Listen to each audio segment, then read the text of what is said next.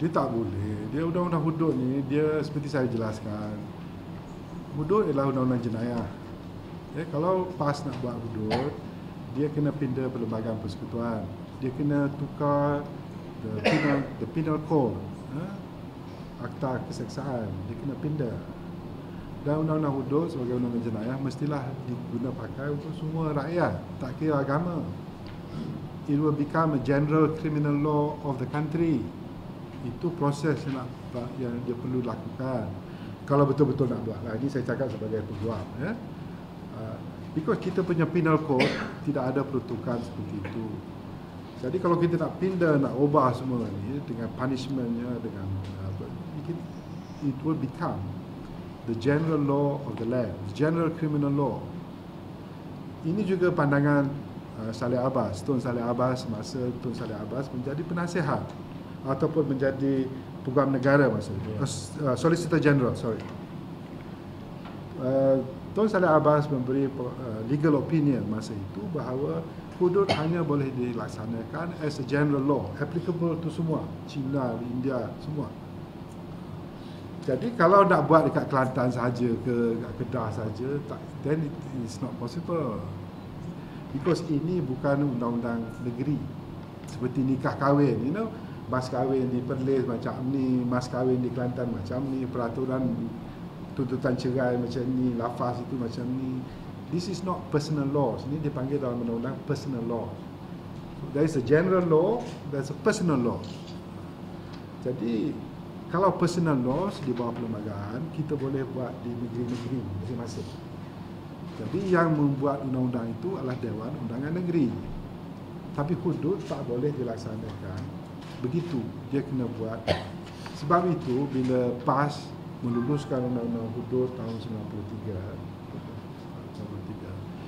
Dr. Mahathir masa itu Perdana Menteri memberitahu Nik Aziz benda ni tak boleh buat dan kerajaan pusat tidak akan menyokong untuk melaksanakan as a federal law. Itu nasihat Dr. Mahathir. Jadi PAS tak bolehlah salahkan Dr. Mahathir.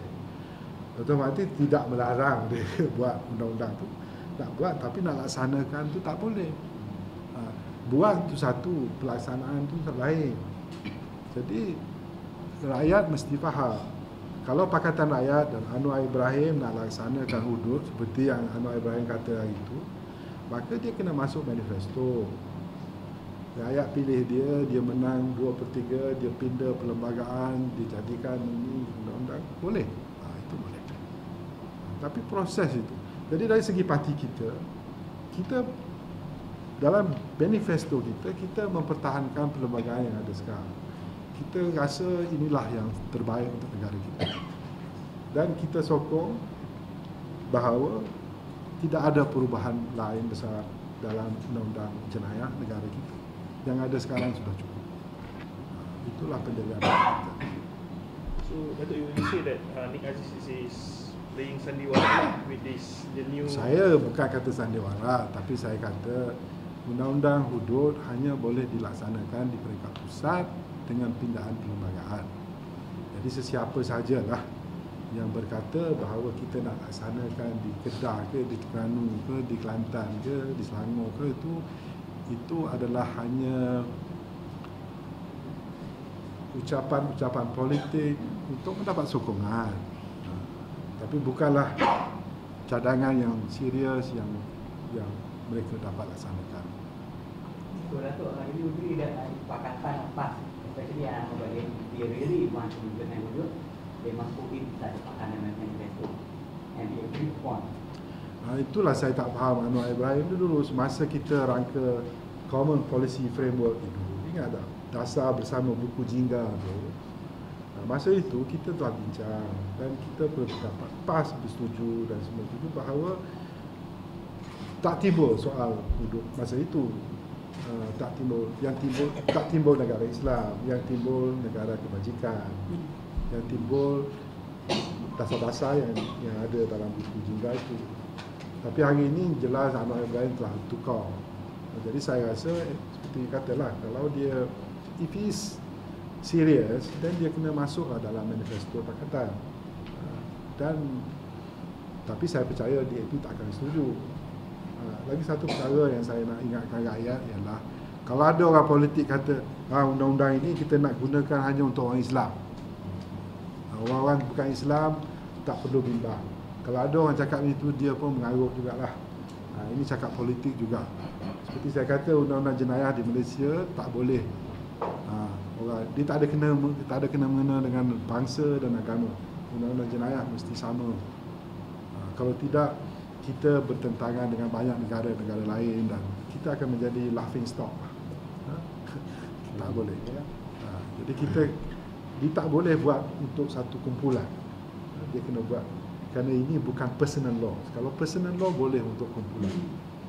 Kalau general law tak boleh.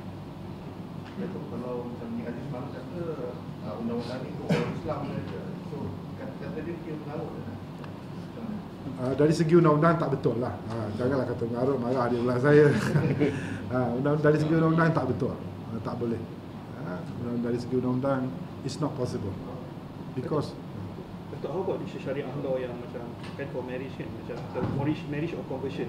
So meaning that it can is only for Muslims and then not for Muslims. So is that personal law? that's personal law. That's personal law. Sebab itu you must understand the constitution.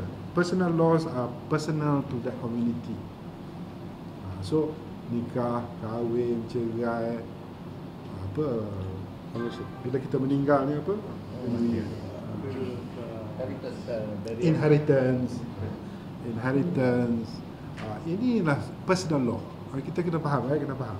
Tapi hudud is not personal law. Hudud is, kalau dia betul-betul nak buat sebagai undang-undang jenayah negara, maka negara Islamic State lah dia kena buat macam tu. Saya rasa perlu rakyat faham benda ni, sebabnya kalau tidak dia akan jadi menjadi satu punca untuk masa buku jika didraftkan oleh Ibu Tess Sri dia also mention of daripada ingatan saya lah, sejak saya dalam pakatan dulu, maka saya juga terlibat dalam menyediakan common policy dasar bersama tu. Jadi saya langsung tidak ingat ada peruntukan seperti ini. Malah kita bercakap tentang undang-undang yang ada sekarang, pelbagai yang ada sekarang, mempertahankan pelbagai yang ada sekarang, jauh daripada apa yang disebut oleh Anwar daripada 2-3 hari baru.